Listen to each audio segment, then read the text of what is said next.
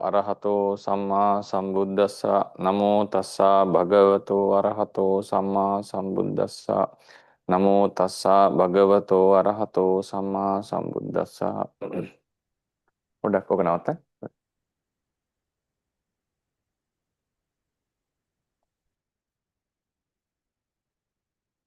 Arahato Samma.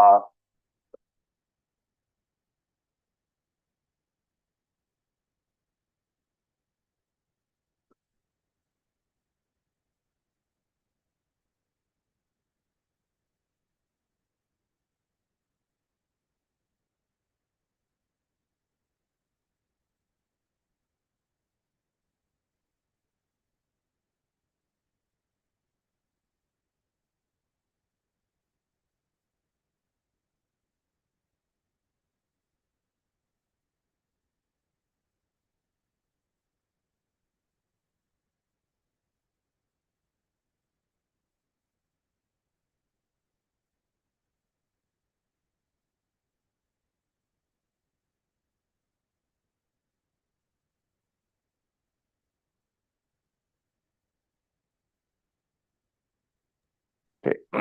Good afternoon, everyone. Good evening, everyone. Today we are going to conduct the Dhamma Vinicchaya series as we have been doing every month. And last month we discussed some we had a very important discussion on whether the merit of offering to a living Buddha or the Buddha who had attained Parinibbana, do two merits have the equal bearings or not? And we went into a very detailed discussion on this. And today's topic would also open another very interesting discussion regarding one of the major fundamentals in Theravada. In this regard, I will be talking something, I will be differing away from the Theravada on this perspective and giving a slightly different opinion to think about, but I'll be very clear on what the Theravada teachings are and what the Rerukane Chandwela Mahathera has said. And at the same time, I will be giving evidence or giving proof for the argument that I will be presenting. So today's, I hope all of you got the handout. Vishwa, if you can share it in the Zoom. If anyone has not got it, I would prefer if you can share it in the Zoom. And so today's discussion is this 11th question. Does a person who makes offerings to the Buddha who has attained Parinibbana gain any merit since the Buddha does not accept or consume them? So it's a very valid question that many people would like to inquire and clarify. What is the purpose of making offerings to a person who has already passed away or who has already attained Parinibbana? Because he is neither accepting it, neither consuming it. So in that case, are we really getting merits for such offering? And some people believe that it's a waste of offerings, gifts, that because no one is consuming them or using or utilizing them. So sometimes there is some outcry in the society that people are wasting the money and food for offering to the Chaitiyas and the Buddha, and that will be of no use, because if this food can be given to orphanages or to beggars or the poor people, they will surely use it and quench their hunger. But in this case, when it is being offered to the Buddha, he is neither using it, and there's no use in terms of his utility. There will be no usage. So then the question arises: is the person getting a merit by doing so?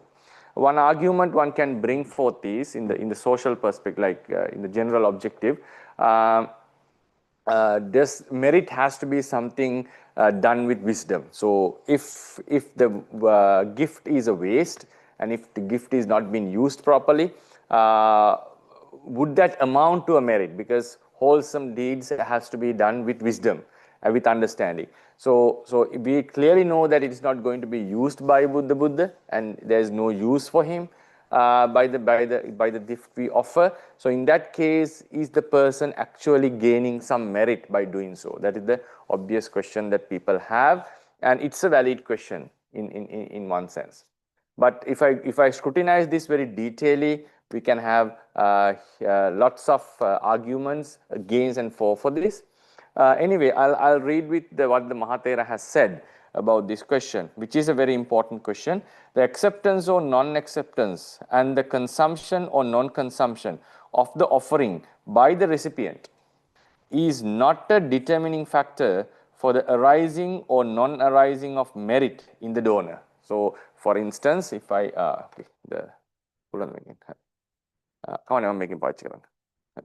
so if, for instance, if this is the donor and this is the recipient, right? So if a gift is being offered to the recipient, he may two things. We are referring to two things: accepting and using, consuming, two things.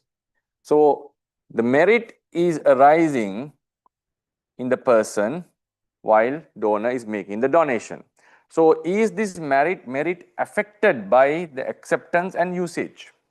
That is the obvious question what is being asked. And this is the basis of that question, of the social outcry as well. If the gift is not being properly used, not properly means it is not being utilized, or there's no benefit for the recipient, so what is the purpose of such merit? Because it has to be something tangible.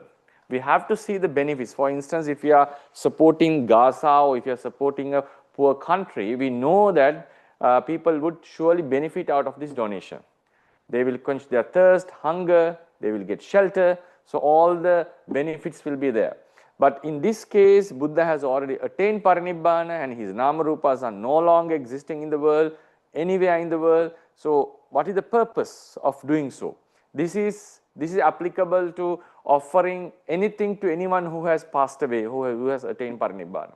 Because since the donations to the Buddha are done in abundance, so this is a question that people would obviously ask. And this would amount to even to offering flowers, candles, lights, and incense.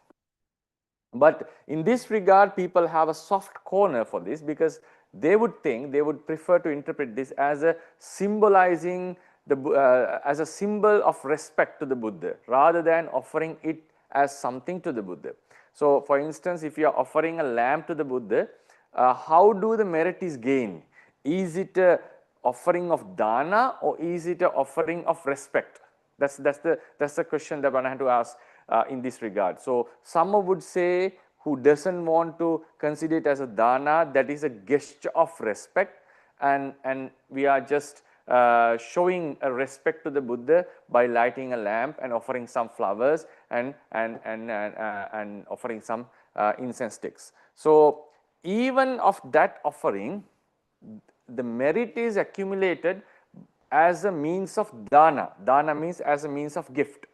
So Buddha is neither benefiting out of this lamp, out of this incense, and out of these flowers. He is neither seeing them, or no aroma is experienced by him, or he is not using that light for his personal benefit. So therefore, offering anything to a person who has attained Parinibbana would have this challenge of in explaining how a merit is gained. So therefore, but some may try to explain that offering light, flowers, and incense sticks would be a gesture of respect rather than a donation, and that will still amount to a merit. We cannot just deny that argument.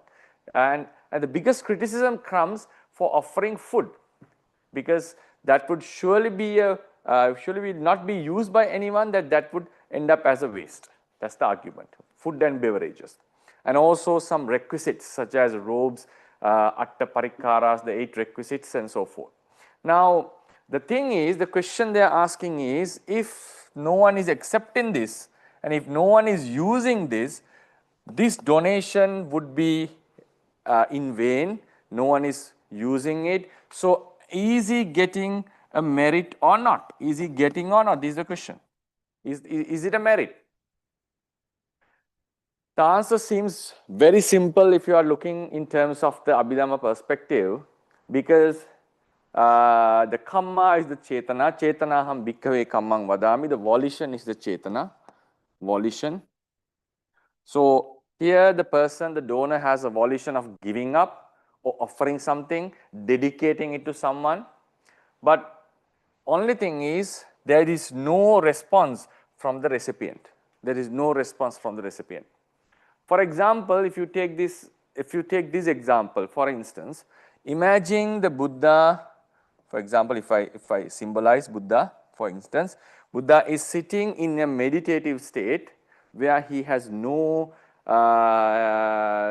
like sensitive to the senses, is not aware of what is going outside, is not sensitive to the sound, neither sensitive to the color, or he doesn't know who anyone has come in front of him. Imagine he is in the attainment of cessation, Nirodha Samapatti, and while Buddha is in the Nirodha Samapatti, someone comes, for example, you comes and offers a gift to him. Then now it's been dedicated to the person. Buddha is neither accepting it, is neither using it. Imagine he was in Nirodha Samapatti for 7 days, because you can last for 7 days, as the literature says. Now, after he woke up, he may utilize it, he may accept it, right? Or he may just neglect it, doesn't matter. There are all the possibilities. Now, the question is he getting a merit while he is making the offering?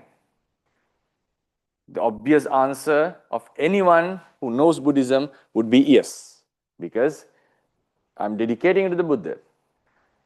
This answer is based on the fact that Buddha is alive. He is alive. So therefore, while I'm dedicating, he's alive. So he's adding an extra component to his argument, saying that for a donation to be valid, the person has to be alive. Person has to be alive. In the Theravada doctrine, when we define dana, the definition of dana doesn't have such a component, such a factor. What it says is, it should be the object, the gift should belongs to the owner, and he must give up its ownership, dedicating it to someone, either with the intention of supporting the person or as a gesture of respect, like showing the respect. In both the cases, you are transferring the ownership of this gift to someone else. This gift to someone else. That is the normal definition of the dana, of charity or giving. It doesn't have the component of a living person. It needs to be living. But someone can bring the argument and says, for a dana to be valid, the person has to be alive. For example, think about this scenario. Now, someone is offering, now someone is sending something. For example, he says, okay, this offer to the Buddha, please go and offer to him. And while imagine about an arahant, okay, I'm offering this to an arahant, this gift, this food, it's been offered, I'm offering it, please go and offer it to him. So while I'm making this offering from far away, offerings can be done in distance as well. That's how people make donations from overseas these days. So you don't need to be in person, closer in person.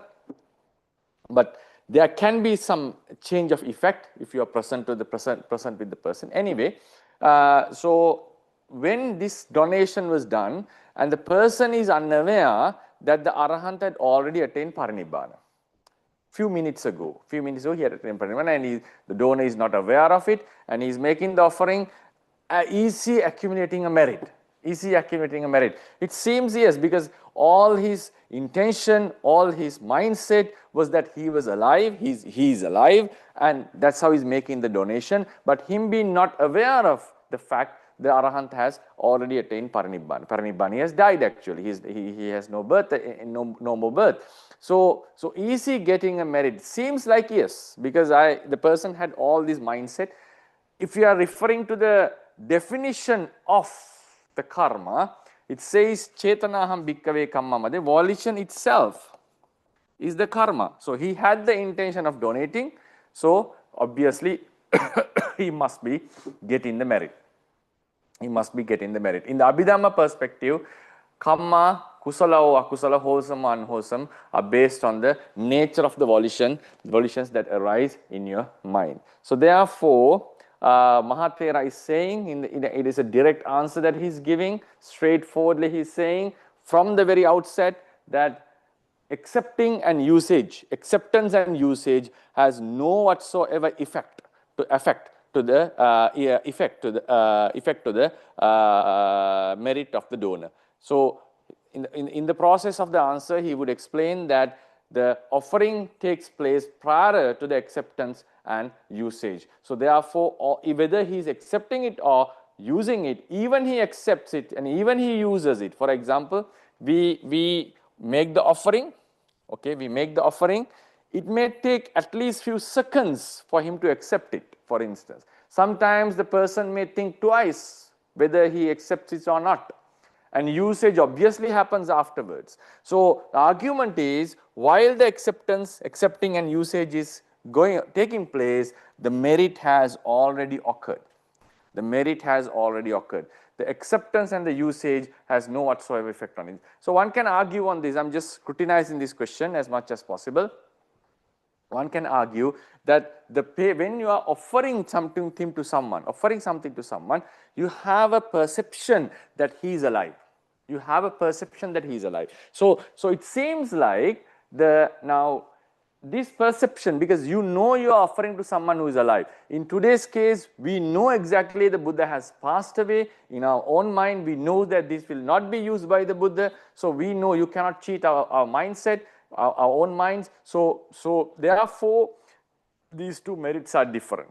This is another very good logical argument one can bring. If someone brings this argument, please be aware, please note that he is defining the dana in a new dimension. He's saying it's not that the person is what matters is, now in the previous scenario, the person has to be alive. In this scenario, and also the person, the donor must have a perception, because now in the previous scenario, the second scenario was, yes, we are offering to a living person.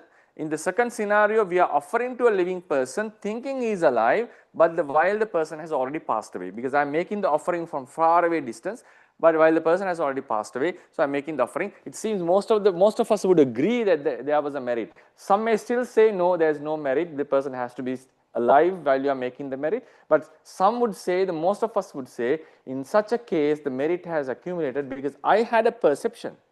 I had the perception that he's alive. I believed he's alive, so I'm making the donation. So in that case, if we stand on that position and explain, in order to get the merit, regardless of the acceptance and usage, because everyone has to agree that the merit was done while the offering was made, and the acceptance and usage happened even later, at a later stage, even a few seconds later to the offering. That's obvious. That's very clear. And because he has to understand what's going on and what is the gesture and so forth. So the acceptance, even he silently accepts it, the thing may happen at a slightly different moment, even milliseconds, at a difference of milliseconds. Then what the argument would be, the person has a perception that the person is living. The donor believes that he is living. So in that case, when the person is offering to an arahant, thinking he is alive, while he is not, still the donation matters because the perception was there, he is making, believing that he is alive. Now imagine this scenario. Someone, arahant has entered into a samapatti or is sitting still, because we know they may go into the cessation of attainment of cessation, Nirodha Samapatti. So Nirodha Samapatti, the person is still alive. So we believe that he is still alive, he is in Nirodha Samapatti, but unfortunately the arahant had already attained parinibbana. He has died, he has passed away. Because he is not breathing, the person is not breathing in the Nirodha Samapatti as well. So the donor might think that he is alive, he is fully believing he is alive, but he has passed away and he is making the offering. So is it is he still getting the merit in that case? Because if you agree to the second scenario that while you are making the donation, the Arahant had passed away, you be not aware of it. So in this case also, he should be getting a merit. He should be getting a merit because he had the perception of living about the recipient. So these are the counter arguments one can bring for that. But in the Theravada standpoint is very clear. The perception doesn't matter whether you believe he's alive or not, and the fact doesn't matter whether the person is really alive or not. What matters is when you are making a donation, you are arousing a volition, you are producing a volition of giving up, of letting go the possession, you are letting go the possession of the gift that you had, and you are offering it to someone and dedicating it to someone. So the thing is, acceptance and usage has no whatsoever effect on the volition. It's already accumulated by your own intention of donating. So that's what the Mahathera is saying. The acceptance or non-acceptance and the consumption or non-consumption of the offering by the recipient is not a determining factor for the arising or non-arising of merit in the donor. Moreover, these factors do not cause any increase or decrease in the level of merit acquired by the donor. Merit arises within the person who performs the act. It is not something that comes from outside. Merit is not coming from outside, it's arising within the person. So when the thoughts of donation is happening, that's the merit is done. But it's not, now imagine now someone thinks that I'm making a donation while you are not making a donation. That doesn't amount as a real donation. The thing is, even though it's something internal, he has to make a sacrifice, a bodily or verbal attempt has to be there. Some kind of sacrifice, some kind of dedication has to be there. Some kind of true transferring of the possession of the gift has to be there. So it has to be something real. It's not just imagining that you are making an offering and producing such thoughts. No, it has to be like a person has to dedicate something. Some physical thing has to be dedicated. Or either if he's giving Dhammadana, he has to teach something. And using his verbal or physical gestures, either writing through or through expounding through speech, he has to deliver this. So there has to be something real going on. The Buddha's teachings, Chetanaham Bhikkave Kammam Vadami, means that the volition which arises in a person when performing an action is itself the wholesome or unwholesome kamma. So volition is what matters. Chetana is the real kamma. It's not the gift, it's neither the recipient, it's neither the actions of recipient, it's the chetana that arises in the donor's mind. Merit is the wholesome volition that arises in the donor at the moment of giving. Acceptance and consumption of the gift occurs afterward. Therefore, the merit of the offering is already established before the receiving or consuming happens. So that's very clear. I think we explained it clearly. Nothing special happens to the wholesome volition depending on whether the gift is used or not used by the recipient. This is a very interesting point. So whether the recipient uses or not, the merit would be the same.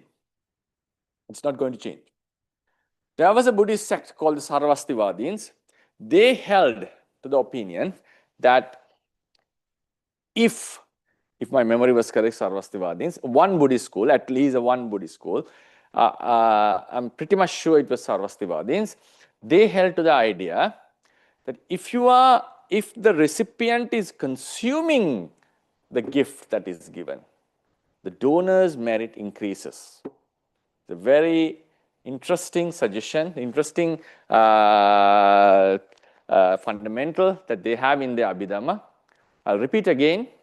According to the Theravada, if you're offering me a robe as a monk, as for a monk, after you have offered me, whether I use it or not, whether I give it back to send it to the storeroom or give it to someone else, whatever it is, if I'm not utilizing it, if I'm not using it, like your merit doesn't increase. You're not getting a merit. You do get a merit, you do get the merit, But if I'm using it, if I'm utilizing it, if I'm using it for my comfort, or I'm meditating or using it for my spiritual purposes, your merit starts to increase.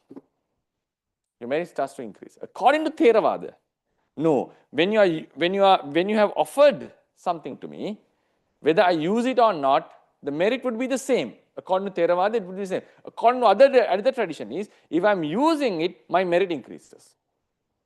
So Theravadian says, I think I made a mistake in the previous statement. Theravadian's idea is, if you are using, if someone is, whether someone uses or not, the merit would be the same. They are very clear on this fundamental.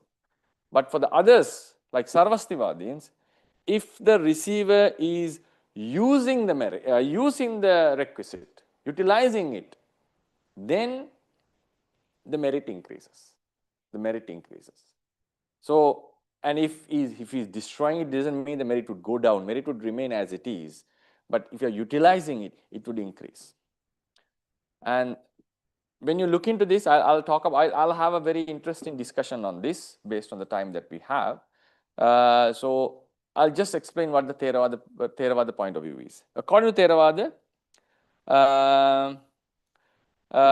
it doesn't matter after you have offered, whether the recipient uses it or not.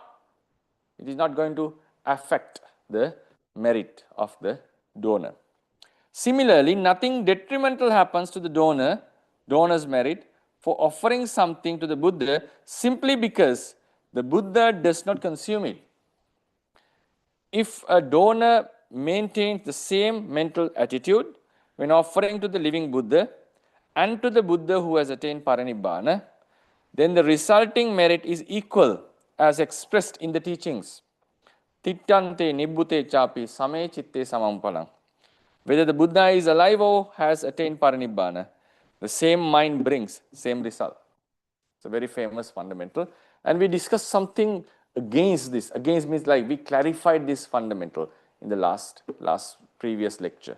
We said even though offering to a living Buddha and a Buddha who has attained Parinibbana are in the same category, then in the same category you have made a Buddha puja, but the merit, the level of merit should differ.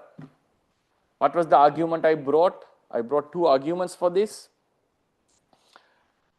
You can make the sacrifice, you can sacrifice your life thinking or wishing to be a Buddha to a living Buddha, and also in front of a Chaitya, imagining that's the living Buddha.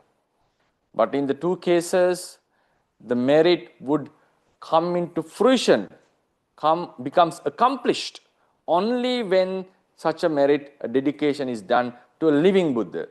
Because that merit comes into completion and would result or would lead the person toward the Samma Sambuddhahood. He would make him destined to be a Samma Sambuddha only when the merit is done to a living Buddha at his presence, not at his distance even, at his presence. So that's why I said making a donation from far away, one can easily argue. I'm not giving an exact statement on this because it's a very bold statement if you make, because a Mahabodhisattva making a sacrifice, if Sumedha had made the sacrifice while staying in Himavanta, in the Himalayas, while the Dipankara Buddha was in the city, would his donation come into accomplishment, and would it be destined to be the Buddha one day? It seems not. I'm not in a position to give an exact answer. In my opinion, seems not. So it shows that if the person is at your presence, the merit seems it's getting increased. So that's why paying respect to Mahacheti from far away and going there and paying respect. In that, if that fundamental makes sense, so one can argue you are accumulating merit by going there. I'm not talking about that scenario. For example, you happen to be there for some reason. You were going somewhere else and you saw the Mahacheti. Okay, I'll pay respect to it while being at its presence. And you are doing the same merit, similar merit from your home. Is the merit different or the same? Seems like there is a difference. Seems like there's a difference. So the next point I brought is, now we offer to a Arahant thinking that he has emerged from the Nirodha Samapatti, imagining a moment that he got emerged from Nirodha Samapatti, and we are making an offering with a pleasant mind. And at the same time, a person offering to a Arahant who has just emerged from Nirodha Samapatti with a pleasant mind, he would, according to Dhamma, he is going to get results in this very life, for sure. That's how the Dhamma says. So, and we are obviously saying, we obviously know that making such a donation to a passed away Arahant is not going to result in such a way. What does it mean? The presence and the absence of the person does make sense, does make an effect. It makes a difference. So, Tittante Nibbute Champi, in our opinion, in my opinion, should be explained under, so the arguments, the two arguments I brought are very powerful and very strong, and they should not be taken slightly. So, therefore, because they are very important two fundamentals in the Theravada teachings, so this statement has to be interpreted. It seems like it has to be interpreted, saying that yes, they are in the same category. Whether you are offering to the living Buddha or whether you are offering to a Parinibbutta Buddha who has already attained Parinibbana, they are in the same category, but within the category there is a difference. There seems to be a difference. Otherwise, a Bodhisattva would be able to accomplish his Abhinihara Kusala, making the sacrifice to Mahacheti or to relics of the Buddha. The commentary is very clear here on that question. No, it cannot happen. It has to take place in front of a Buddha. The argument given is that he has to make the prophecy. Yes, he will make the prophecy, but he becomes destined not after the prophecy, before the prophecy. So before the prophecy, it's taking place. So what seems like, the explanation seems like there is a deficiency of the merit. There's the deficiency of the merit when you are making the offering to the relics rather than offering to a living Buddha. So anyway, so we talked about this statement in depth. If someone is new to the lectures or if someone has forgotten, I ask you to refer to that, which is in the YouTube. And then very nice argument is brought here by the Mahathera.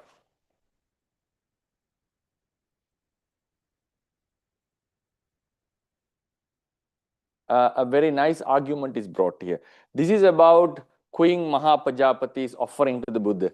So when the Buddha visited Kapilavatthu after his enlightenment, when Buddha entered into the palace, Mahapajapati was looking at his son's body and figure, and she was very happy to see, because now as a Buddha, his mind is pure from defilements, unlike the Bodhisattva.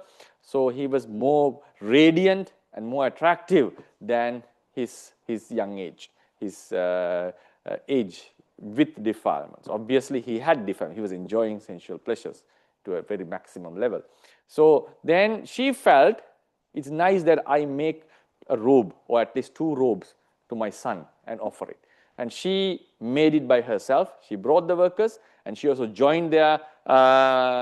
It was not only sieved, it was made, it was produced with the threads and all this stuff, the manufacturing procedure. I forgot the term for that.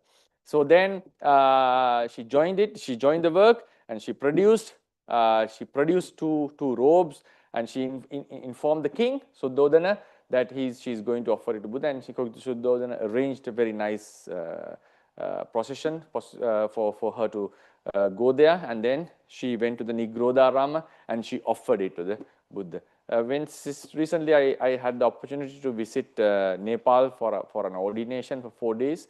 That's why we didn't have that Abhidhamma lesson also. So there I visited Nigrodharama, and at the Nigrodharama there is a place where the monuments are built later, for sure. The buildings are built later. So there is a place indicating where Mahapajapati offered the robe to the Buddha. It was a very heart-touching moment. You feel that when you think that it happened, it took place here, and there's a slight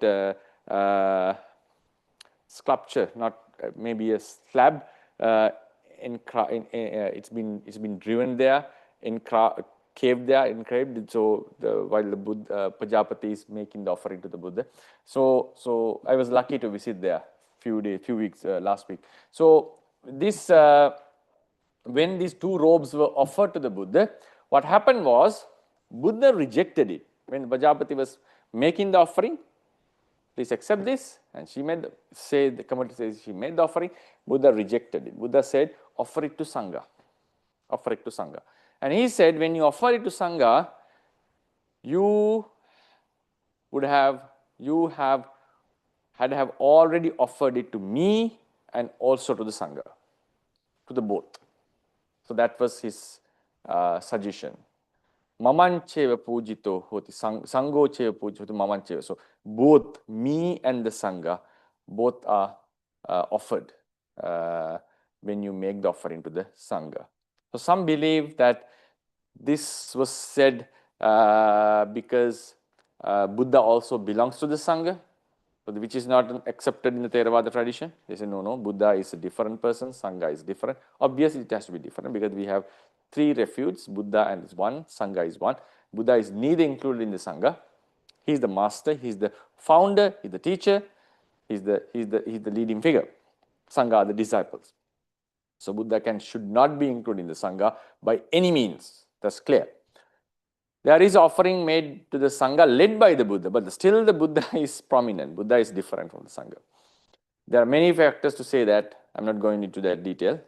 Then the next argument is, the next point is, the Theravadin explanation is, Buddha made it sure that she made two offerings.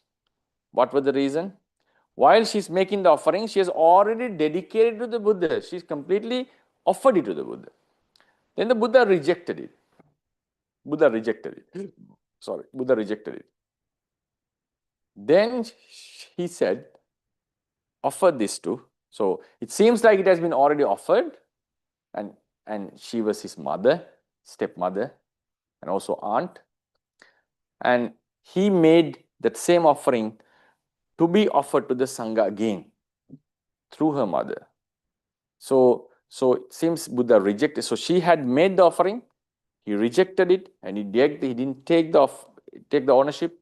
So it was transferred back to her, the offering. The ownership was transferred back to her. That's how I interpret this. Like, commentary was very clear. What commentary says is, Buddha wanted her to have two donations. Right? So if you scrutinize this, because through the donation, because commentary say the donation had already taken place, because when she said, I'm offering this to you, the sutta says, please accept.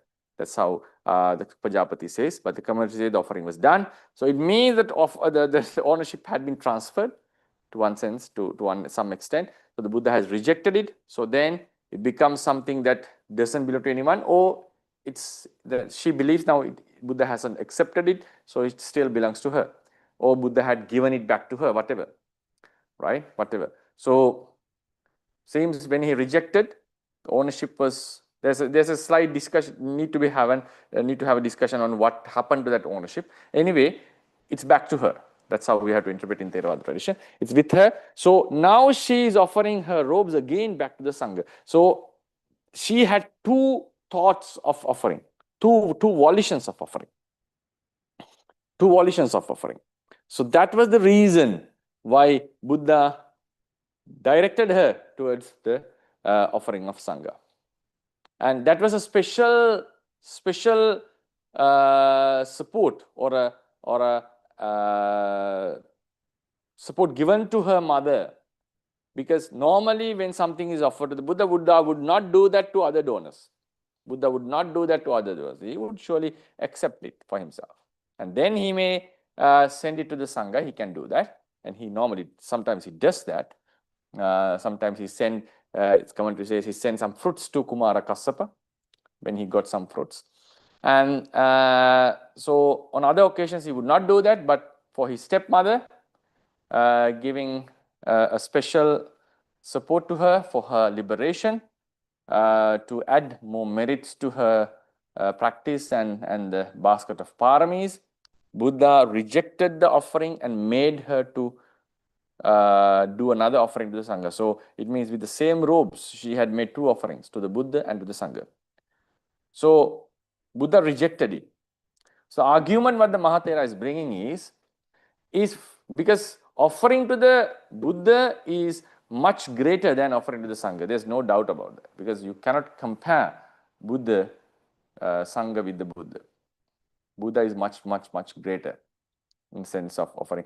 In the Velama Sutta, it says that offering to 100, offering to a Pacheka Buddha is more than offering to 100 Arahants, and offering to a Buddha is more than offering to 100 Pacheka Buddhas.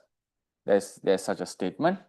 But the Theravada interpretation is offering to the Buddha is unmatched with offering to the Sangha.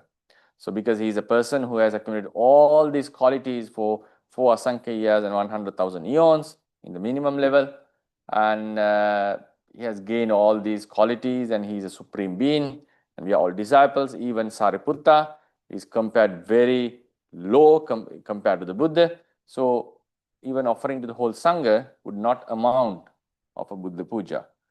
Therefore, the argument is, when we base our argument on that fundamental, if the Buddha didn't accept it, if the acceptance and usage has some effect on the volition, if acceptance and usage has some effect on the volition, by rejecting the donation given to the Buddha by Pajapati, he is doing great harm to Pajapati, because offering to the Buddha is the param of foremost merit one can accumulate, rather than offering to the Sangha. So he is directing her merit toward the Sangha, because according to that theory, when he has not accepted, when he is not using it, the merit was not gained. Merit was not. So that is the one type of argument that people bring. If the requisite is of no use to the recipient, are you getting a merit? So shouldn't we apply this to the Pajapati's case? Because the robe was offered to the Buddha, it was no use for the Buddha, and Buddha didn't accept it. So she is not getting the merit in that sense. And she is getting the merit because she offered it to the Sangha. And she is getting the merit for offering to the Sangha. So offering to the Sangha is a lower merit compared to offering to the Buddha. So then Buddha is not supporting Mahapajapati, his stepmother. Instead, he is degrading the merit that she was planning to do. And that was a donation that she prepared specially for her son. So one can interpret this in many ways in order to remove the attachment and so forth. You can start interpreting it because you have the will to do that. You have the freedom to do that. But I'm talking specifically based on the fundamentals and as it has been explained in the Theravada teachings. So the argument is, so he would not do that to decrease the merit of Mahapajapati if the accepting and using is a factor for this merit to increase or to be powerful or to gain, at least in the first sense. In the first place, he would surely accept it and even use it rather than directing it to the Sangha. The explanation is, since acceptance and using has no whatsoever effect on the merit, when Pajapati is donating it, she has already donated it to the Buddha. She had already got the merit. Now, the ownership has been transferred. It's back to Pajapati, and she is offering it back to the Sangha. So she is making 2 merits out of the same gift. Because Buddha didn't accept it, and she had the opportunity to offer it to someone else. I know this seems a little bit strange when you look into this with the objective mindset. That is how the Theravadins explain this explanation. That is how the commentaries say this. So that's what the Mahathera's argument is also, based on that. When Queen Mahapajapati offered a pair of robes to the Buddha, he declined the offering and instructed her to offer it to the Sangha. Instead, Sanghe Gotami Dehi Sanghe Dinne Ahancheva Pujito Bhavisami Sangocha. Would the Buddha who perfected the paramis for over 4 Asankhya years and 100,000 eons, out of boundless compassion for all beings, do anything to harm the merit of his own stepmother? Indeed not, certainly not. At the moment Queen Pajapati offered the robes to the Buddha, she had already acquired the merit of giving. The Buddha's refusal did not diminish that merit because she had already accumulated it.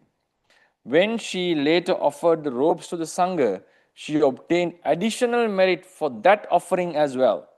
The Buddha declined the original offering precisely so she would gain that extra merit of giving to the Sangha in addition to the Buddha. And it was that's the privilege he had, being the mother or the who took care of the Bodhisattva while he was young. Thus, the Buddha refused his mother's offering, knowing that her merit would remain unharmed, regardless of whether the robes were accepted or consumed. Based on this, one must understand that pious donors who make offerings to the Buddha who has attained parinibbana still gain full merit even though there is no acceptance or consumption by the Buddha. So then he concludes the answer: to gain equal merit to that of offering to the living Buddha, one should prepare the offering in a manner worthy of the living Buddha and present it with the same level of respect and reverence. So, therefore, the answer is yes, even though you are offering to a Buddha who had passed away, you are still getting the merit of offering to a living Buddha. So, that's the explanation here. So, in my opinion, should not be the same level, but it is in the same category. It's in the same category. So now I'm not going to scrutinize this incident, like what happened to the real ownership and so forth, right? So answer is very clear. She had already got the merit, and she is giving it back again to the Sangha. Now, sometimes it happens like when we are offering certain things to the monks, we sometimes may refuse it. We may refuse it. Have you got the merit already? Because when you read the text in the Dakkina Vibhanga Sutta, what Gautami is saying, she's asking Buddha to accept this. That's what she's saying. The obvious question that arises to a person who reads the sutta itself: did her merit was complete by that gesture? Because if you go to the sutta itself, oh, come on, it's getting downloaded.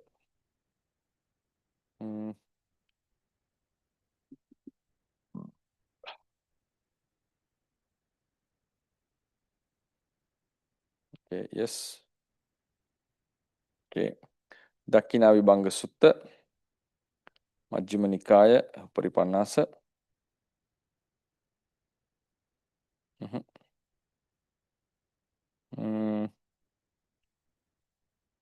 The sutta goes as, come on.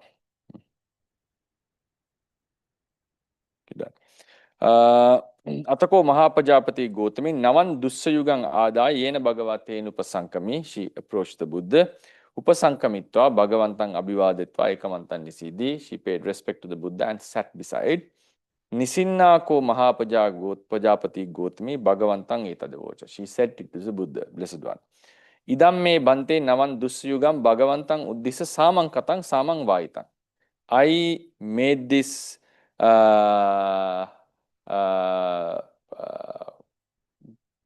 pair of robes to you by myself. It's a woven one. It's a woven one. So, tamme bhagava bante bhagava patiganhatu anukampang. May the Blessed One accept this. That's what she's saying. In most of the cases, we would say, please accept this. And sometimes when we reject and we don't consider that was offered, we would feel like I couldn't make the offering.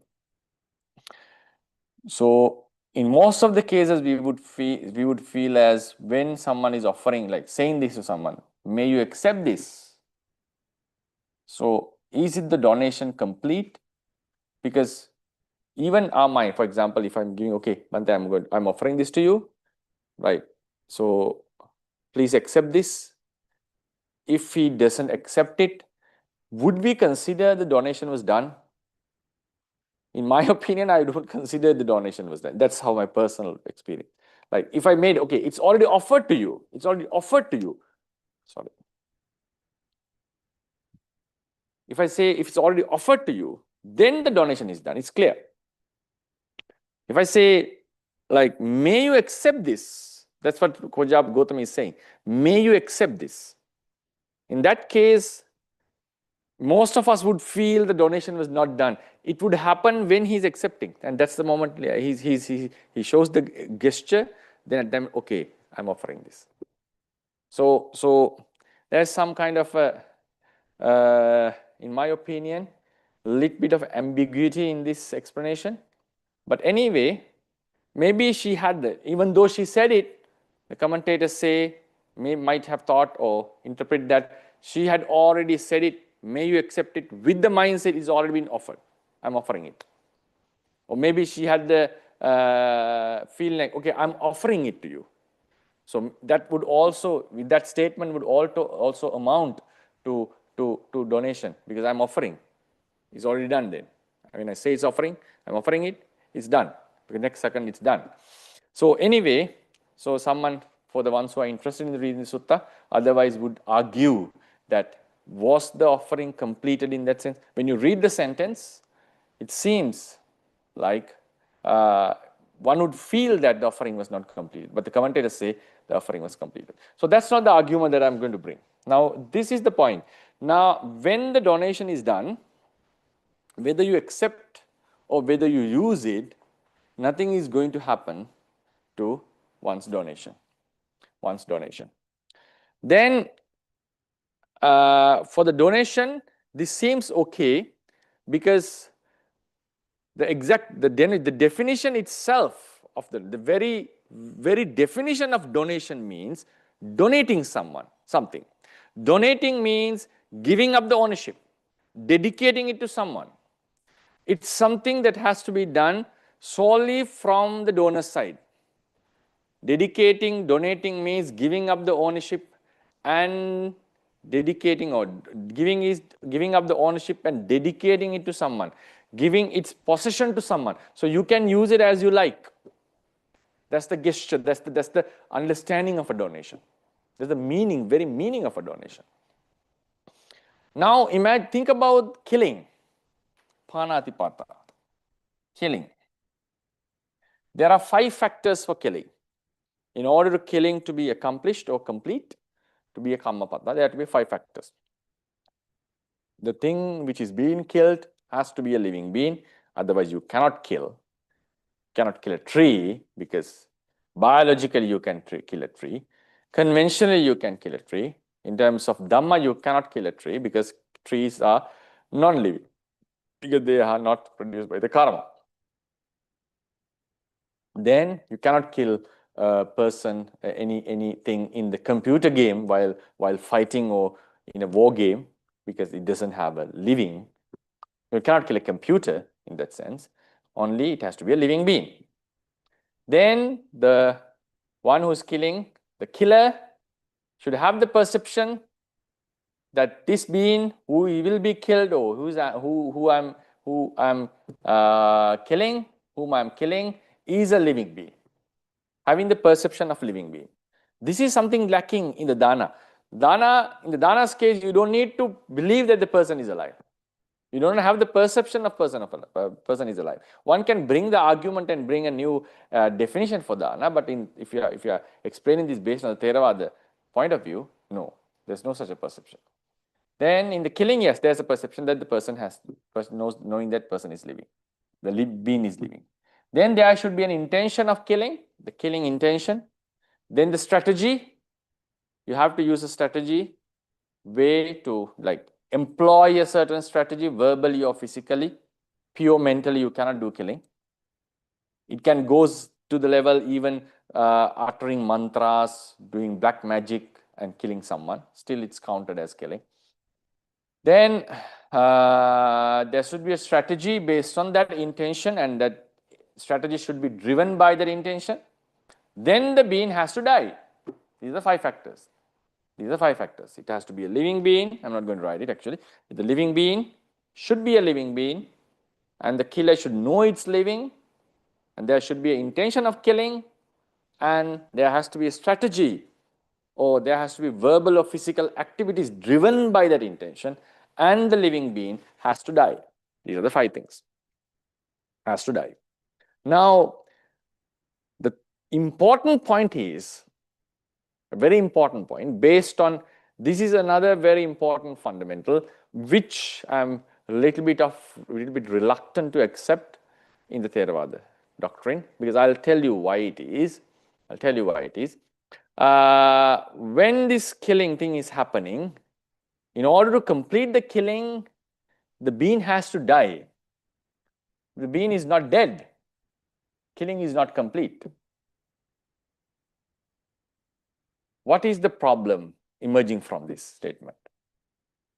We all know when we shoot at someone or when we hit someone,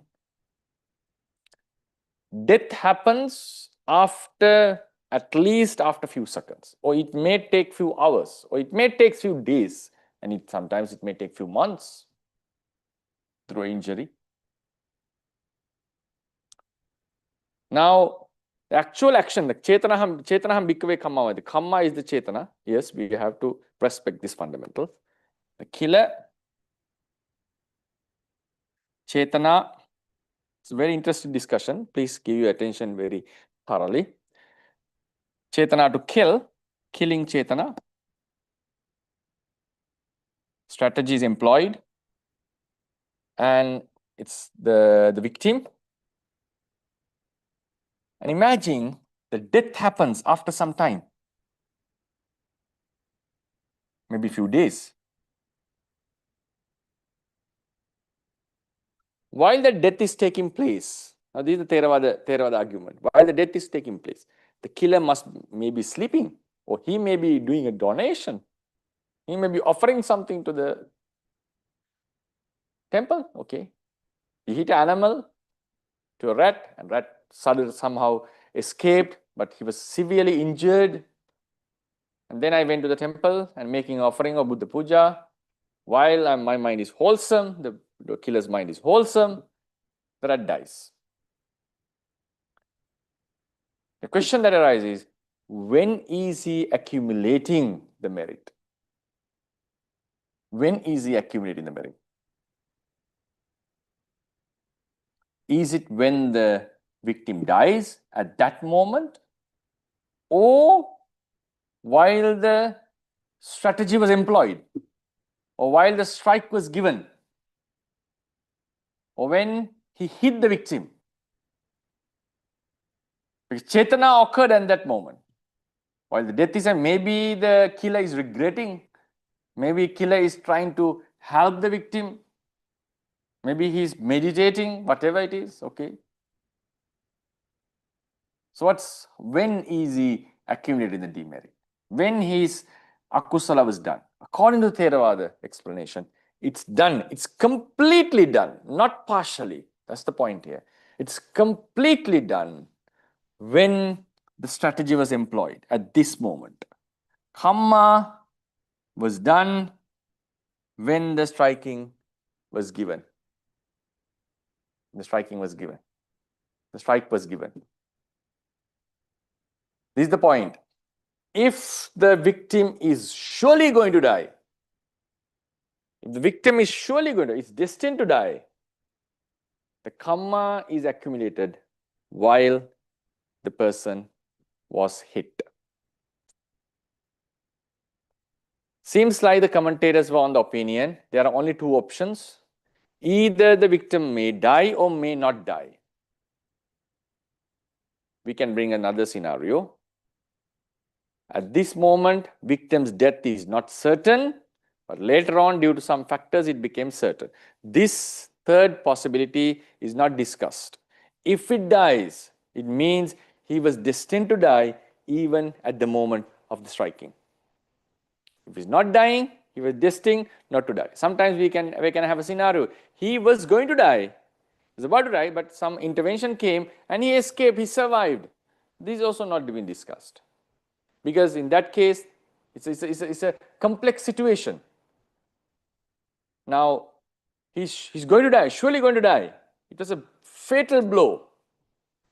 So I must have accumulated the karma. But somehow interfered. intervened and saved him. So is my karma going back or is removed? That's the problem. And then I gave a fatal blow. He could have been saved, but for some other reason, the rescue team didn't come or whatever happened, and then he died. So when am I going to get in the karma?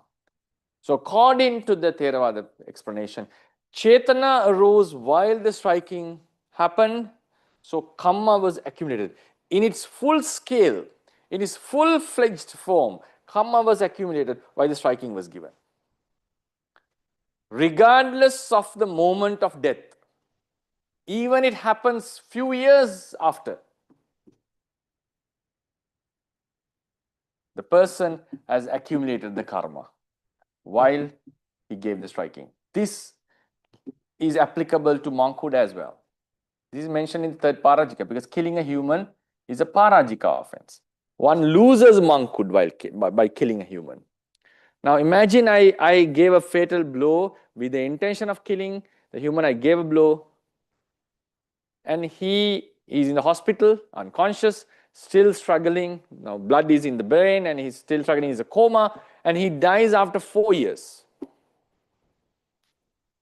When am I becoming parajika? When am I becoming parajika?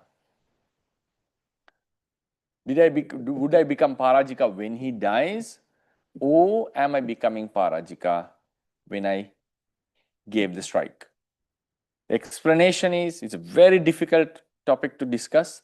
Explanation is, I became parajika. If he is going to die, even after 4 years, I became parajika. I lost my monkhood. I loses my monkhood when I gave the strike.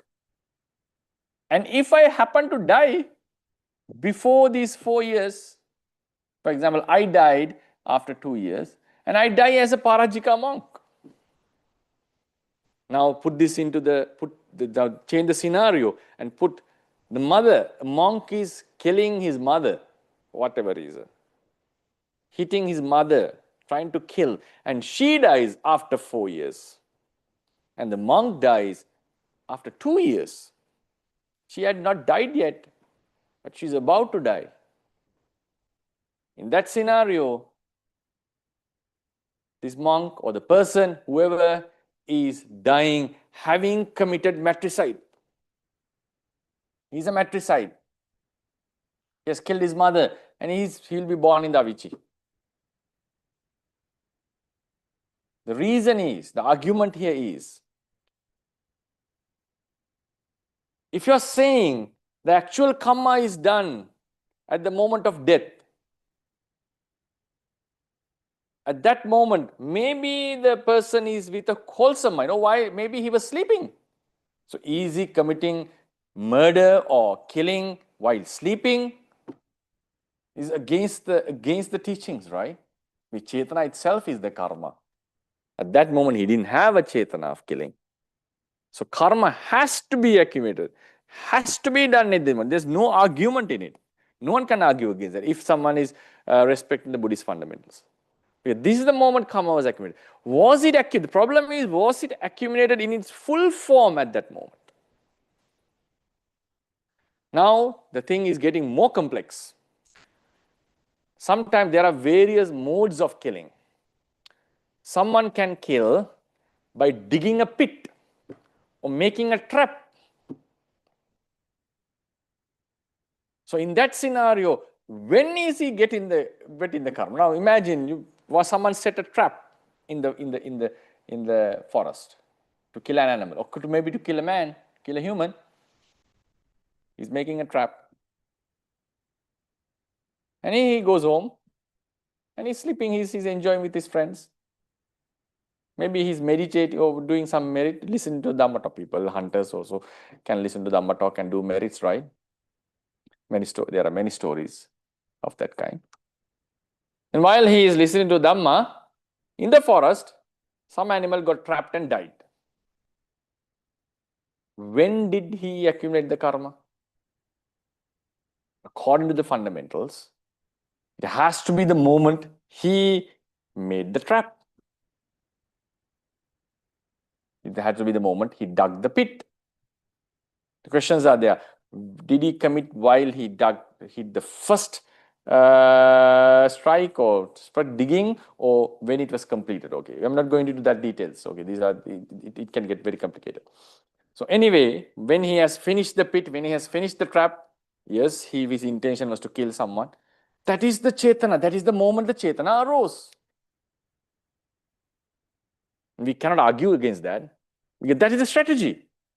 Strategy was to set a trap. And killing happened, death happened after some time. So karma has to be accumulated while the trap was made.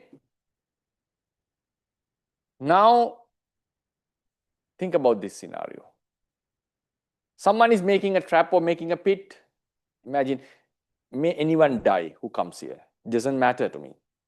Or maybe any arahant would come here would die. Any samana would die. Okay, any monks. Then, maybe after, because pits can remain for years, after 200 years, 500 years, Arahant walks on that path and falls and dies. It happens after 500 years. And that Arahant was not born when the trap was made. The person has dug it with the intention of killing any samana, any human, any Arahant, whoever. Okay, the perception was clear. Even he had the intention of killing any animal, any living being, the karma would still become anantariya. That's clear. It's very clearly mentioned by the Buddha. So now what happens is, according to this theory, the person has accumulated the karma while he has dug the pit. Even it happens, now this is the moment, the time scale, this is the time. Digging the pit, digging happens at this moment. Death happens after 500 years. And it's an arahant. So this person who dug the pit dies maybe after 50 years, and he's going to the Avicii for killing an arahant. Because it's just because you may hit an arahant and he may die in 1 year, 2 years, 3 years, maybe in 50 years. Because when it comes to the pits, yes, because the strategy was made, anyone could fall into it. The time doesn't matter, whether it was 1 year, 2 years, 3 years after, because it was a permanent trap that was made to kill anyone, and unfortunately, no one fell into it, and Arahant fell after 500 years. And who is responsible for this karma? It's the man who digged the pit. And he has killed the Arahant. He will be killing an Arahant, whatever term you use. According to the Theravada fundamentals, if you define this, according to Theravada fundamentals, it's very clearly mentioned. Even the Arahant dies after your death. The person is dying as an Arahant killer, as a matricide. Even the mother dies after his death. A monk dies as a Parajika monk if the death happens afterwards. What does this mean? This leads to a very interesting scenario. If this person, if the Theravada fundamental is accurate in this regard, if this person is going to Avicii, it has to go to Avicii because of this karma. What does it mean? This Arahant's death was predetermined. Why he went to Avicii? Because otherwise, if an Arahant is not dying, it's really unfair, right? How could you go to the Avicii of killing an Arahant when the Arahant will not be killed? If you apply it to the Theravada fundamental, I'm talking about the Theravada fundamentals. That's why I said I do not prefer this actually. What happens is, this is an implicit, in my opinion, It's an implicit expression of doctrine of determinism.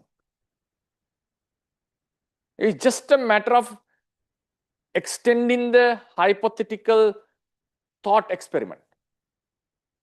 Just extend it for 1,000 years, because it would happen after a few moments. Yeah, it's clear.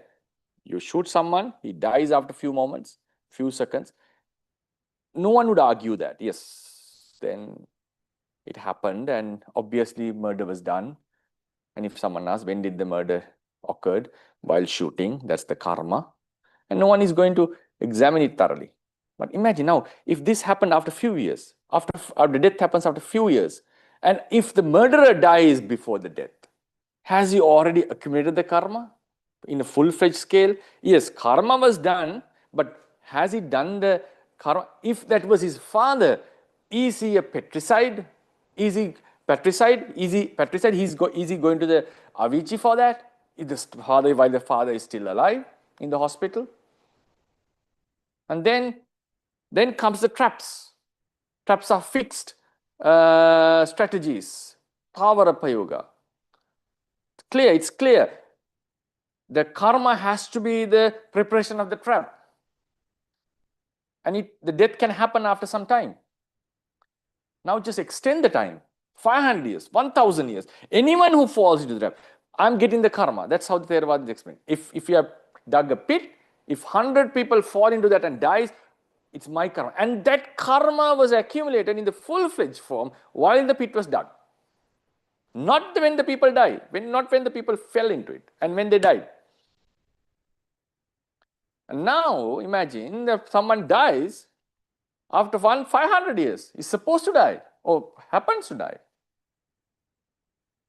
If he is going to die, I have already accumulated. So what does it mean?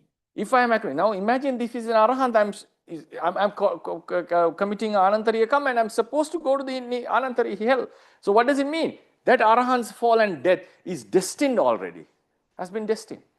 So this shows, this statement opens the path, in my opinion, is an implicit, not explicitly, implicit expression of determinism in this regard. How do we get out of this? Is Buddhism determinism? Is Buddhism advocating determinism? My personal opinion is no. Otherwise, all this doesn't make any sense. There are many, I can argue for that in many ways based on the literature itself. And none of us would prefer to go into deterministic doctrine. I know that, because it means otherwise our next destination is already fixed. Whatever you do, you are sure to go to that realm. You cannot change it. That's determinism. That's called hard determinism. Things are either determined, things are either random, or things can be changed based on the will.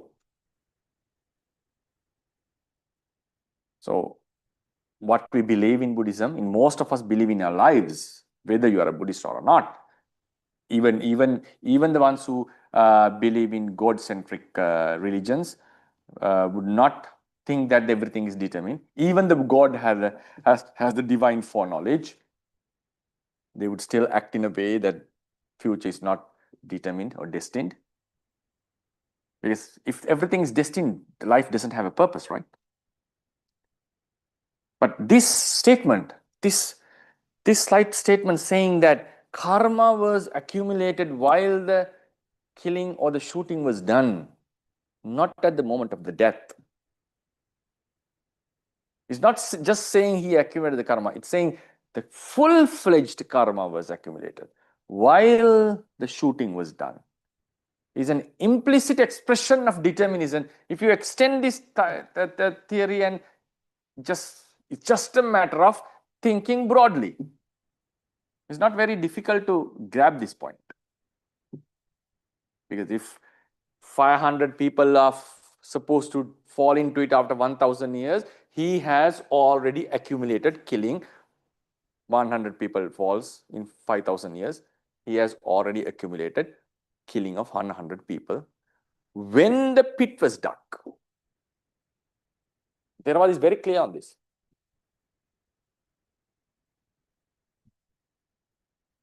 Isn't this an expression of determinism? It seems. It's very difficult to argue against that. So what would be the way out? What would be the way out? The only way out is, because you have to accept that Chetana was accumulated while it was done. Then otherwise we are talking out of Buddhism. You don't need to discuss anything. Then we are just violating the fundamentals. So karma was accumulated. Some level of karma was accumulated. The only way out, as I see, the karma energy or the force was accumulated. Then it become fixed, or it become full-fledged at the moment of death. So even while I'm sleeping, karma was done. It became a karma pata, or it became a full-fledged karma when the person is dying. At the moment his chutti chitta occurs, that's the moment he's fixed. He has done the karma. In this regard, if the person dies before the death of that person, he's dying without karma being a karma pata. Now, the killer is in another life. Would that karma become karma pata when the person is dying in the previous life? Now, for example, this is the killer. This is a very complex story. Killer, and this is the victim. And victim is dying after some years, but the killer dies before him. And killer is born in a new life. This karma was accumulated. Karma power is there. Karma power is there. So when the victim is dying, did this karma become a full-fledged karma? Seems not. Because why? In this scenario, but this is a very personal explanation. This is not. I'm not talking about Theravada here. I'm just giving an opinion here, a way out of determinism. This is not Theravada. I have to express that.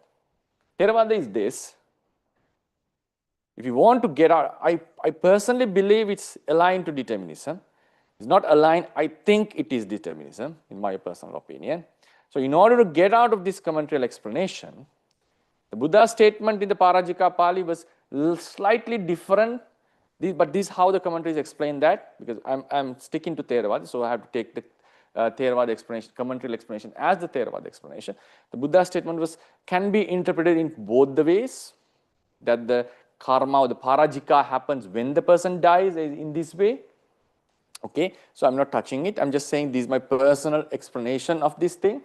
So then this, if now the killer is in a new life, the death happens while he's in a new life. Now karma has already accumulated. Does this karma become full-fledged when the victim dies? Seems not. Why is that? If this victim was the mother,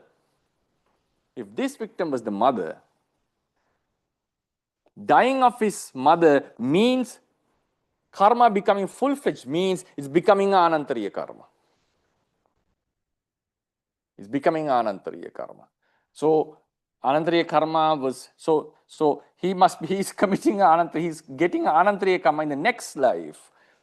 It seems not very impractical. So it seems like, according to this theory, if the person dies before that, this karma doesn't come into a full-fledged nature. So it's a new life, but the karma can be some increasing or decreasing of the karma, but it doesn't become a full-fledged karma, because only the karmas that were done in that specific life. It has to happen within that specific life. So this is a very, very fragile theory. I know that. But in this case, you can get out of determinism, because even though Arahant falls 500 years later, Arahant may fall or may not fall. That's the point here, because it's not determined already. May fall or may not fall. So as long as it didn't happen during his lifetime, he is not committing any anantari. He may be still continuing. His karma may increase or decrease to some level because of that death, but it's not going to make him a arahant killer and make him destined to be born in the Avicii. Why is that? Because this thing, a fall of an arahant to anyone after 500 years may happen or may not happen. May happen or may not happen. So someone shoots at someone, still it's not determined whether he will die or not. Interventions can happen. He may be saved. But I have still accumulated, the person has accumulated karma. It's not full-fledged. It's still pending. Pending means it hasn't come to the Kamapata level yet.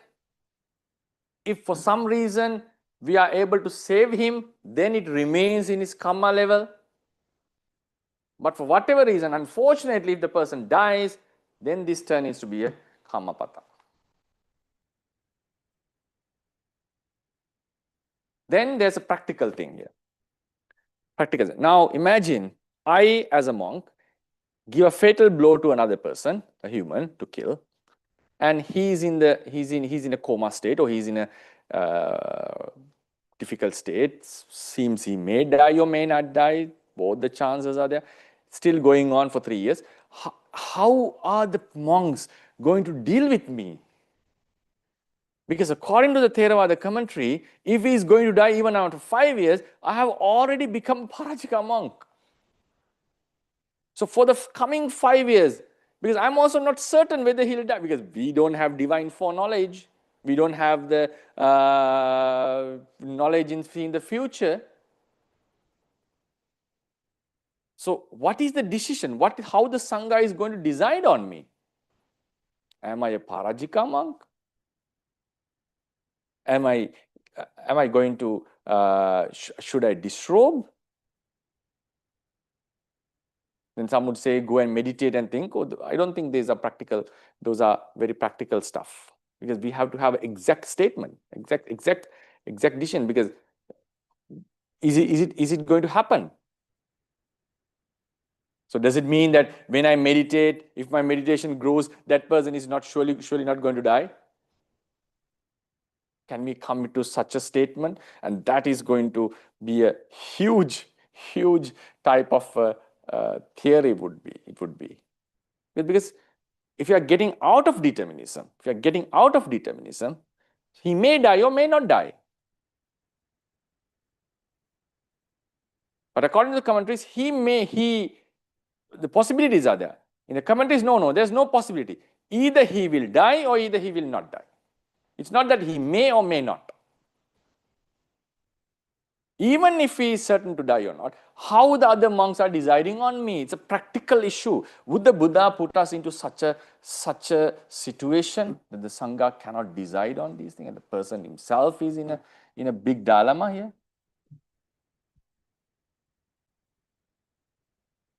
According to this theory, karma was done and he becomes Parajika when the person dies. Even though while I was doing something, then there's a very interesting thing coming on here.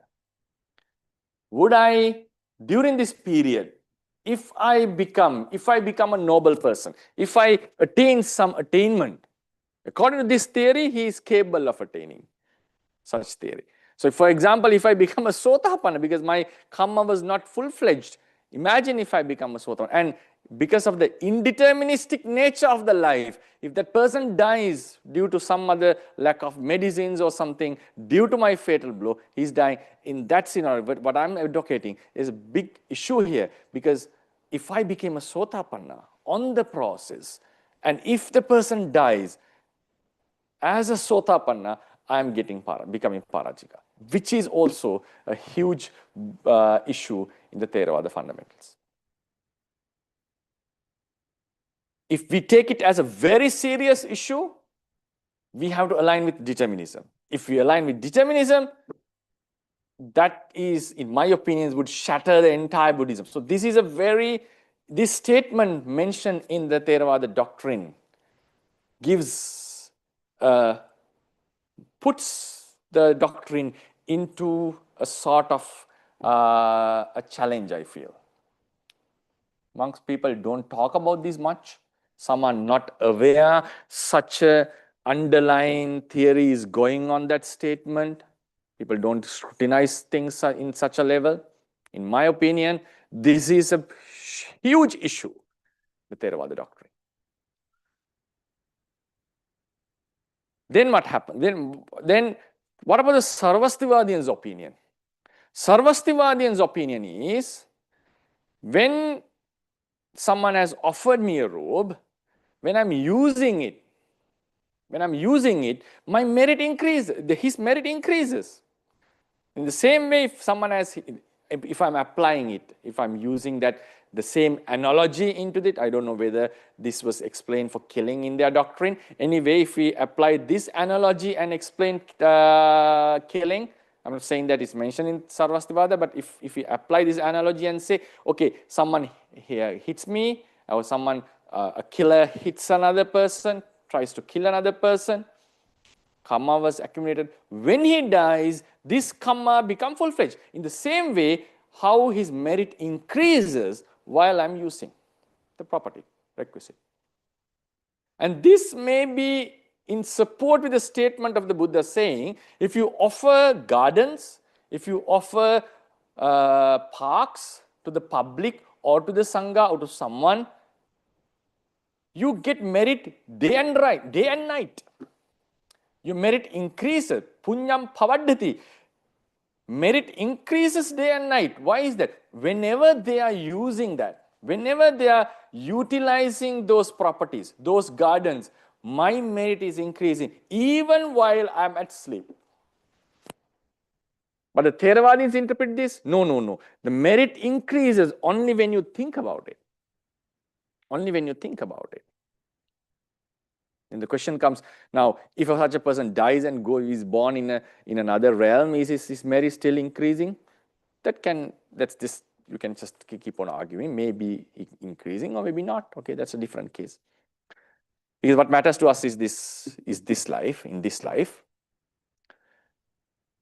So the statement given by the Buddha saying the merit increases day and night,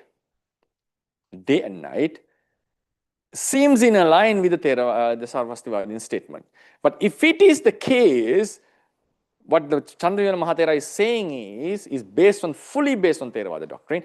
So utilizing or acceptance and the utilizing or usage doesn't increase or decrease the merit, but according to this statement, it increases. It increases. So if it increases, it means a fatal blow was given, the karma can become full-fledged only when the person is dying. Even the killer is at sleep at that moment.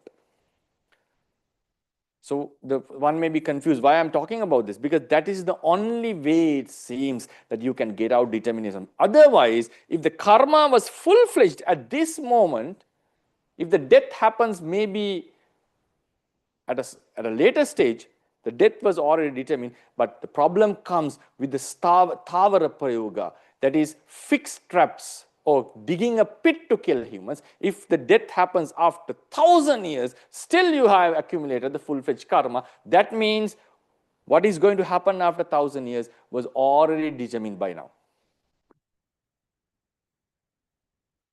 So in order to get out of that determination,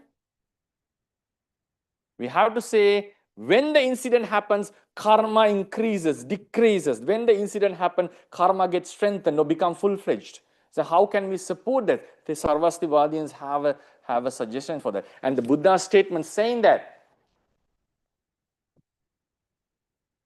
merits done by offering parks, roads, and so forth would increase day and night. Day and night. Theravadians say only when you contemplate on it. No. It doesn't need to be contemplated. It increases day and night whenever they are using. Isn't that the common belief that we have? We normally say when you are using it, he's getting merit. Buddha says, when a requisite is offered to a monk, when he's using it, the merit increases. Theravadians say, when the donor is contemplating. Sarvastivadians would say, no. Whenever I'm using it, a slight change happens in his merit. Then the question comes, would it get low? Or because now there's another supporting factor for this. That's why I'm saying there are various supporting factors. I'll just conclude because the time is up now. I know it's an interesting topic. Now, if someone offers me a lunch, I have to do a reflection on consuming this. And that reflection can be done at any stage of the day. And the offering was done. If I eat it, even though I'm a virtuous person, if I eat it without reflection, enjoying the meal, I have the right to enjoy the meal, but if I enjoy the meal, I fall into the usage of inna paribhoga, means I am not using it wisely. What the commentators say? You are not fulfilling the donor's requirement because it's one way of explanation is he's offering it to a monk. As a monk, I'm supposed to lessen my defilements. So if I reflect on the food that I'm eating, I'm lessening my defilements, and it is compatible with the donor's intention. Another explanation is his donation would be fruitful if I eat it without defilements. So isn't it that according to the previous statement that was the explanation of Theravadins, what the Mahathera has been explaining, isn't it that the donation was complete while he made the donation? Whether I'm eating it with reflection or not doesn't make any sense, doesn't make any difference. So why is it that reflection thing has been mentioned? Why it is mentioned that we are supposed to make the donation fruitful by reflecting? And that reflection can be done at any stage of the day. Even I have finished it, before night I can do the reflection. Still, I'm okay in that sense. So isn't it that with my reflection, his donation is getting fruitful? So these are the points that we need to consider in this. The final argument for this is, in Vinaya, we have a very nice explanation on whether to whom the ownership is belonging. For example, I give this thing saying to a messenger, saying that I give this to Venerable Tissa. So on the way, the messenger monk thinks, okay, I would like to take it. Not with stealing, but out of trust to us, because both of them are friends. So if I gave this to the messenger monk, saying that give this to Tissa, to whom the messenger must have trust in taking. Because if you want to take something, you have to trust that person. Only then it's a valid taking. So in that scenario, he has to trust me because it's not still given, even though I said give it to Tissa. In the other case, if I say it's already given to Tissa, please give it. It's already given to Tissa. On this scenario, the messenger has to trust Venerable Tissa if he's going to take it, not me, because it's already given. In the first scenario, I'm telling, give it to Tissa. So he's on the way, he has to trust me. But now, imagine if this was a donation. It's a donation, it's a valuable gift. Imagine it was a very valuable requisite that I'm giving. I'm getting great merit. The question is, when am I getting the merit? Am I getting the merit while he's offering it to Tissa? No, maybe I was sleeping at that time. I'm not having any chetana at that time. My merit was accumulated while it was given. So in that case, if I say give it to Tissa, why is he supposed to keep trust on me if the donation is already done? Because according to Theravada teachings, because while it is being offered, maybe I was doing some akusala or doing something wrong or I was sleeping. Surely I'm not getting any merit at that time.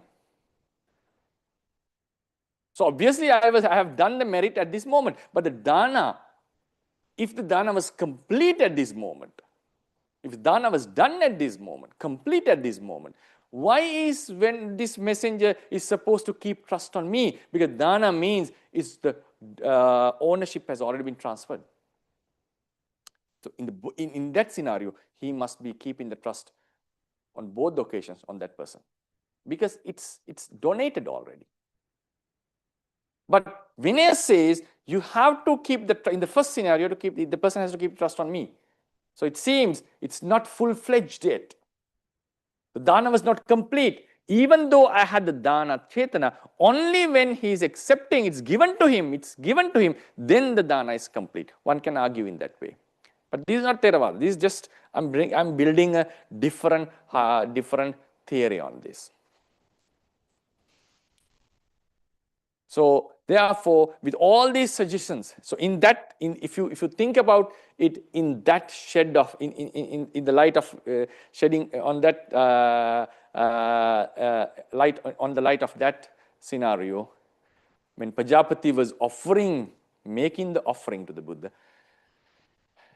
did the merit was completed? Still one can argue, he already gave it.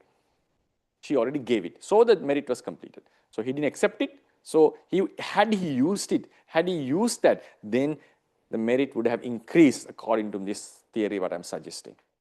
But that's not what the Theravada says. But just, I don't know whether you got confused with this explanation. But what I was saying is very, according to Theravada explanation, what the Mahathera is saying, when you offer to whether to a living Buddha or to a Buddha who had already parinibbana, merit would be the same. The reason is consumption, acceptance is not affecting the merit. But what I'm suggesting is when you look into this with a bigger picture, especially with the killing and so forth, what's happening after the donation, what's happening after the strike was given does matter for the karma. Otherwise, in my opinion, we are aligning with the determinism. This is a statement, in my opinion, it's a personal opinion, based on my studies and understanding of Theravada. This statement in the commentary is saying that the full-fledged karma is accumulated while the striking was given is an implicit statement of putting the entire Theravada doctrine into determinism. So in this case, I prefer the Sarvastivadian's argument saying that karmas do increase and decrease of how based on the utilization of the requisite. So that would be the discussion. I know it's a debatable thing, and you are free to ask questions. I think time is already up, but yeah, if you have questions, you can raise them. Yes, thank you. The time has passed. Still, we can go for questions.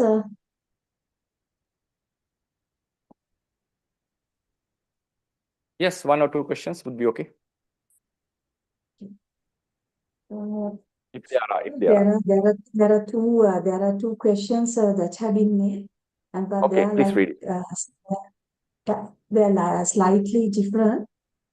May I read both questions? First give the audience, if there's any hand raising, we'll give them a chance, then we'll go to the reading. Okay. We can see.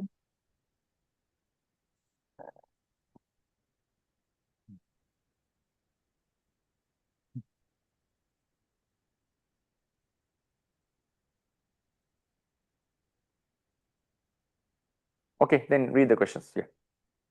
Okay. The one is there a merit of the offering given to Lord Buddha while Buddha is alive, the same as the merit of the offering made after Buddha's parinirvana? Or I think I have given. Yeah, that's the thing. Is there a difference in the merits? So this is one, and there is another one. It's slightly different. First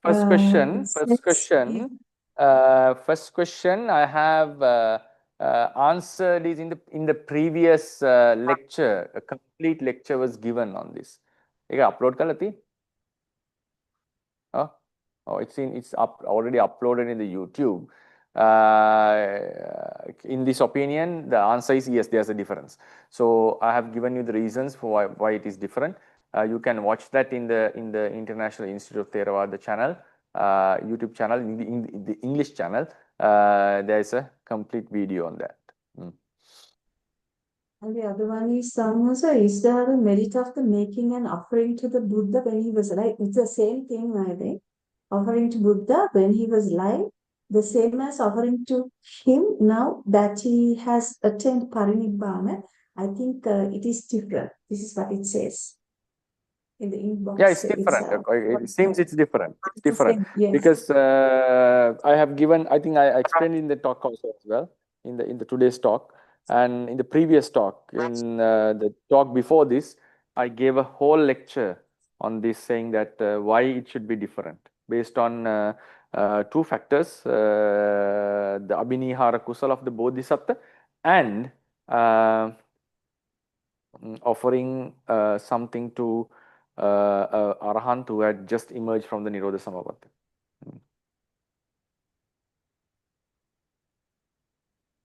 Can I read the other one, Samasa? The second one? It says we have seen a large offerings being made for the Buddha and we participate in them. For example, there are occasions we offering like 84,000 pujas, large quantities of milk-based food offerings, and so on are made, which exceed the consumption of a single individual. So our Blessed One lived in a very simple life. So it's such a large scale offering had been made while Lord Buddha was alive, and would Lord Buddha have approved of them? That's the question. Even while he was alive, he got requisites that exceeded his requirement. That was obviously is very clear, and I don't think he would have used all the robes. Forget about the food. All the robes that he received, he would have not used them. And sometimes he sent his food and certain things to the Sangha as well. So sometimes they do accept. For example, Venerable Ananda accepted 500 robes being a Sotapanna. 500 robes offered by the harem of King Udena. And then Udena asked the question, why did you accept 500? You don't need 500. Then he said, no, they'll be utilized to the Sangha accordingly. And he explained, and the king became very pleased by the answer. So therefore, obviously, it's not necessary to think that whether this would suffice the Buddha, and are we just going to, now imagine like, okay, one plate, and even while you're offering to a monk, sometimes some foods get left over, right? So it doesn't mean that whatever offered to the Sangha is just a waste, because it's not that you are supposed to offer only the exact amount that the monk is going to consume. No. I know the question was like not about a small amount of leftovers, the huge consumptions, but it depends on the person. It depends on the person. So even if you offer the whole land to the Buddha, he may live in a certain area only. If you offer a huge meal to the Buddha, he might eat what he needs. So, but the offering was done. You can just make an offering and say, eat whatever you want. Sometimes we do such offerings to monks. You are giving a huge table of food and asking, okay, you can eat whatever you want. And we know in our minds that not the entire table would be utilized. So that's the philosophy behind that. So making big offerings doesn't violate or is not something done without any wisdom. That's sometimes we do normally make such offerings. So it's the receiver's decision to decide how much he is going to accept. Because Buddha himself sometimes said sometimes he eats a lot. Sometimes he eats a lot. So it's mentioned in the sutras that because some monks are eating lesser than him, obviously. So sometimes he eats less, sometimes he eats a lot. It depends on the day and the situation, the health, the condition of the body, and so forth. So therefore, if someone is making such a big offering, we cannot just say it's wrong because it's offered to the Buddha and it belongs to the Buddha, and he may distribute it to others. So we'll be having that question in future, in a future lecture. What about the Mahathera has addressed this on this? What about huge offerings on their waste in the premises of pagodas, stupas, and so forth, like huge offerings, a huge amount of offering of candles, oil lamps, food offerings are their waste. So we'll see what is the opinion of Mahathera most probably in the next lecture or the lecture after the next.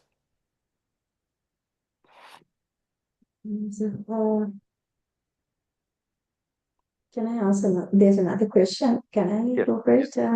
Yes, go ahead. After the parinirvana of the Lord Buddha, when we give offerings, our mind knows that the Buddha has attained parinirvana. But when we give offerings thinking that we are giving for the living Buddha, isn't this a form of a mental delusion? And can we offer, given the such a deluded mind, as fruitful?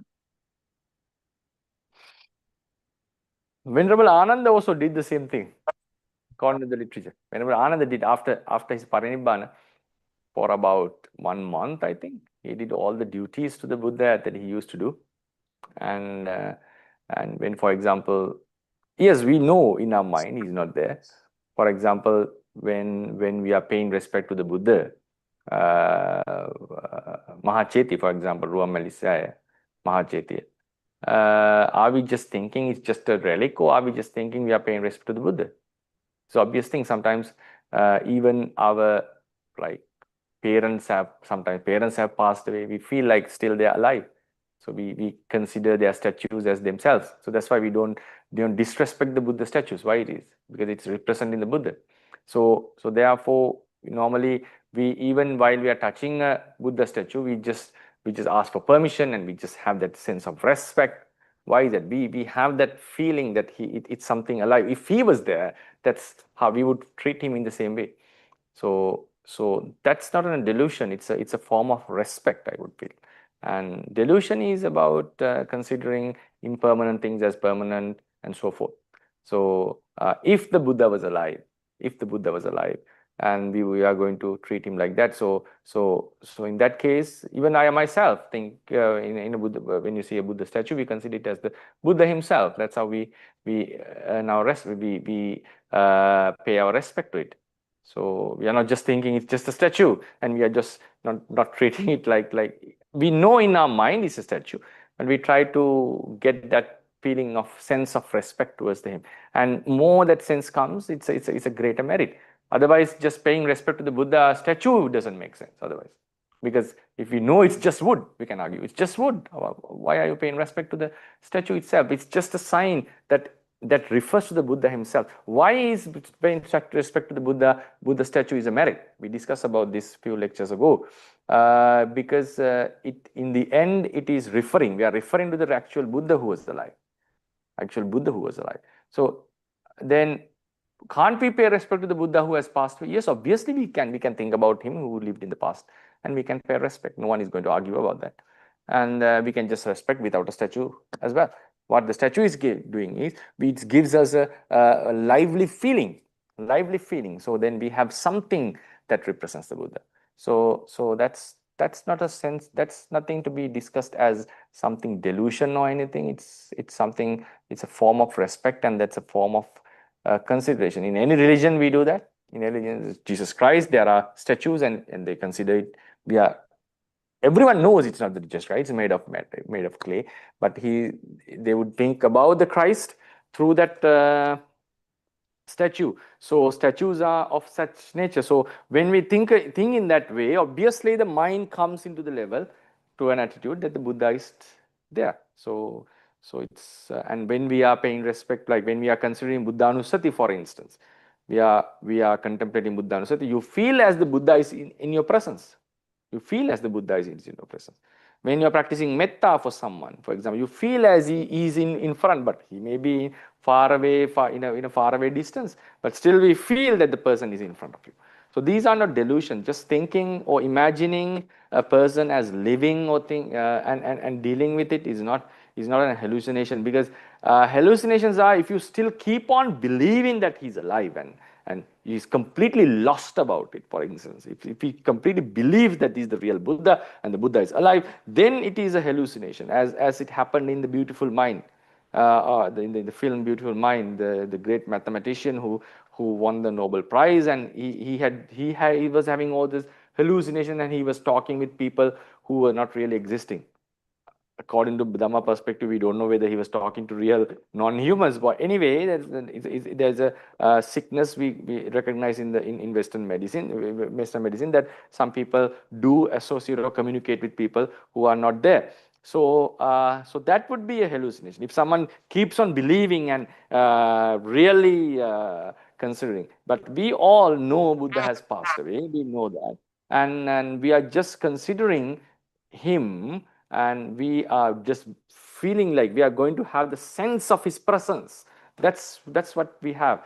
Sometimes we bring this to our parents, our relatives, and we have that sense of presence. We say, I feel his presence.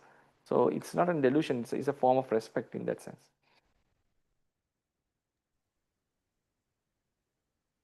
So as I think we can end the session now. Okay, then. So hope you enjoyed it. And okay, right. Okay, so thank you for listening. And today's Dhamma sermon is devotedly sponsored by Mr. Miran Tarindu Munasinghe, residing in Malaysia. The primary purpose of this meritorious offering is to seek success in business endeavors and to share merits with his parents and his all family members. So I sincerely and wholeheartedly wish that Miran Tarindu Munasinghe's business work endeavors and also his family affairs, members, parents, all would be successful, and may everyone be happy, and may he be a successful person in both the mundane and spiritual aspects of the life. And may he finally attain the nirvana as he wishes.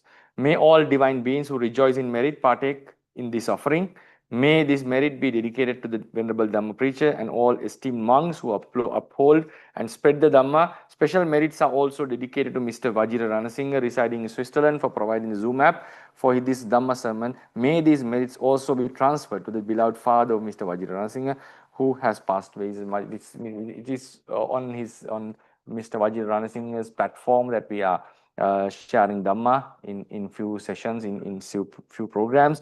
So he's accumulating a great merit by allowing us to use it for his platform for Dhamma propagation. So may he be happy, may he be successful, and may he earn the knowledge of Dhamma and finally the liberation. And also may his father, wherever he is, may he rejoice on his son's merits and gain the liberation soon. And may this merit be shared with everyone who has gathered today to listen to the Dhamma sermon. And also special merits to be dedicated and appreciated about Mrs.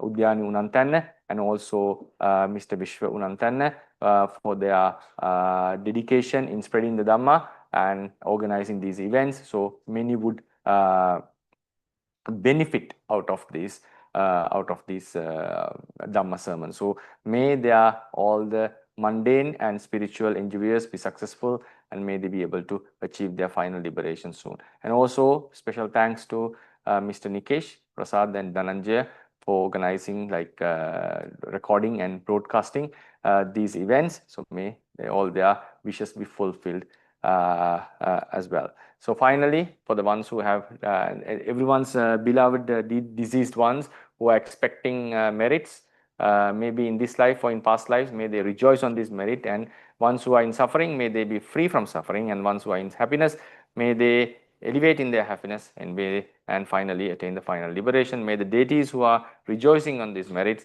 especially the ones who are protecting the sasana, protecting the world, and also this institute, may they rejoice in this merit and finally attain the final liberation. And all of you, anyone who's participated, organized, and telecasted, may everyone be happy in this very life, in the following lives, and finally attain the liberation soon. So we shall dedicate the merit to the beloved ones.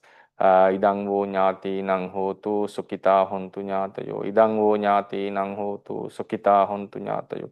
Idang vo nyati nang hotu sukita hontu nyatayo. Akasattha ca bhummatta deva naga mahiddika.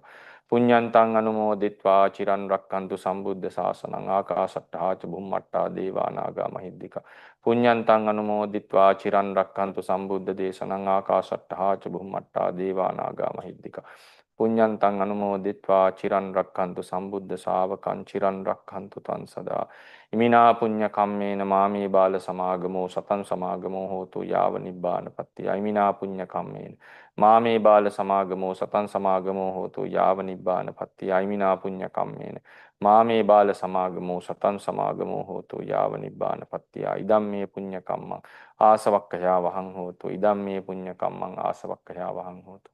Idam me punya kammang asavakkaya vahang hotu sabba dukkha pamuncatu.